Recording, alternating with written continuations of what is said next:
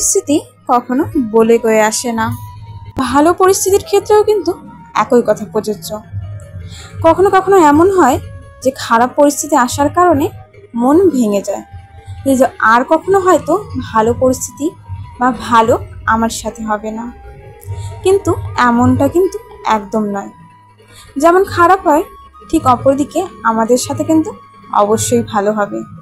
তাই কখনো এটা ভেবে মন খারাপ করে কোনো লাভ নেই। সব সময় হ্যাপি থাকা ভীষণ জরুরি। নিজেকে ভালো রাখা, সবাইকে ভালো রাখা খুব দরকার।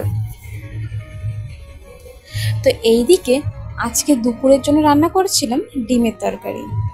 তো আমি দিয়া তোমাদের সবাইকে নতুন একটা ব্লগ ভিডিওতে অনেক অনেক স্বাগত জানাচ্ছি। আমাদের এখানে প্রচুর গরম পড়েছে জানো তো। আর আজকে ঘরের কাজ সকালেই হয়ে গিয়েছে। তো কি করব না করব বুঝতে না পেরে ভাবলাম যেহেতু রান্না করছি তোমাদের সাথে আমার রান্নার ভিডিওটা একটু শেয়ার করি। তো এখানে পেঁয়াজ, আদা, রসুন কুচি আর লবণ হলুদ দিয়ে ভালো করে আলুটাকে কষিয়ে নিয়ে ডিম দিয়েই কিন্তু নামিয়ে নিলাম। বলো কে কে খাবে।